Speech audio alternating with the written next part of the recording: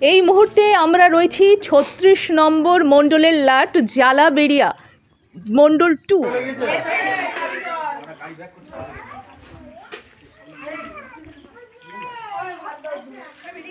বলো।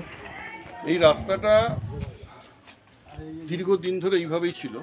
আচ্ছা, ঠিক আছে। যেহেতু এই সম্পত্তিটার ওপরে এনার মানে আত্মসাৎ করার জন্য যেভাবে প্রচেষ্টা চলছে, তার জন্য ডিসেম্বরের 24শে ডিসেম্বর 2024 এই রাস্তাটা এরকম কাটাতার দেওয়া হয়। এটা মার্কিং করা হয়েছে। এই মার্কিং করা হয়েছে, কিন্তু এটা তো আইনত অপরাধ। অবশ্যই। ঠিক আছে। আর এই বাচ্চাটা যদি আমরা যেভাবে একটা বড়রা মানুষরা আসতে গিয়ে যে এই যে সমস্যা হচ্ছে বা পড়ে গেলেই আমাদেরই একটা দুর্ঘটনা ঘটতে পারে, বাচ্চার হলে কি হয়? যদি এটা পার্টিশনই আমি দেবো, বাঁশ দিয়ে দেওয়া যেতে পারে, ইট দিয়ে গাঁথতে পারতো, যে কোনো কিছু, কিন্তু এটা কাঁটা দিয়ে নৃশংসতা করার তো কোনো উপায় নেই। একদম ঠিক। আর ছোট্ট ছোট্ট বাচ্চাদের গায়ে যদি কাঁটাটা তারটা ফোটে বা বাচ্চারা পিছলে গিয়ে যদি পড়ে, তাহলে এর জিম্মেদারিটা কে নেবে?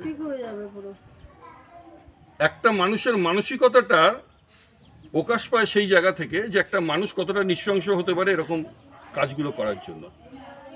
এরপর আমি মাননীয় মুখ্যমন্ত্রীর কাছে চিঠি লিখবো, আর এই যে যাবতীয় যা কিছু আছে সব কিছু এই পঞ্চায়েতের এগেনস্টে, যে পঞ্চায়েত এর এরিয়ার মধ্যে যে এইসব ঘটনাগুলো ঘটছে তার কাছে এখনো খবরাখবর নেই। সামনেই 26-এর ইলেকশন, তিনি শুদ্ধিকরণ চলছে, যাতে বহু লোক যাতে টিকিট না পায় তার ব্যবস্থাও আমি করার চেষ্টা করব। আর মিডিয়া বন্ধুদের বলবো যে মানুষের কাছে সচেতন করুন যে কীভাবে এক ছোট্ট ছোট্ট বাচ্চাদের প্রতি এরকম অবিচার চলছে। এবারে ভেতরে আমরা যাচ্ছি, গিয়ে সেই বিষয়টা আমরা দেখব। তোমরা যে রাস্তা দিয়ে আসা যাওয়া করো, তোমাদের অসুবিধা হয় তো? আচ্ছা, কি হয় তোমাদের? হাত পা কেটে যায়? আচ্ছা, এর জন্য তোমরা দিদিমণিদের বলো কিছু? কি বলো? যে কেটে গেছে, রক্ত বেরোয়? আচ্ছা, তোমরা কি পড়াশোনা করতে চাইছো এই স্কুলে? স্কুলের নাম কি?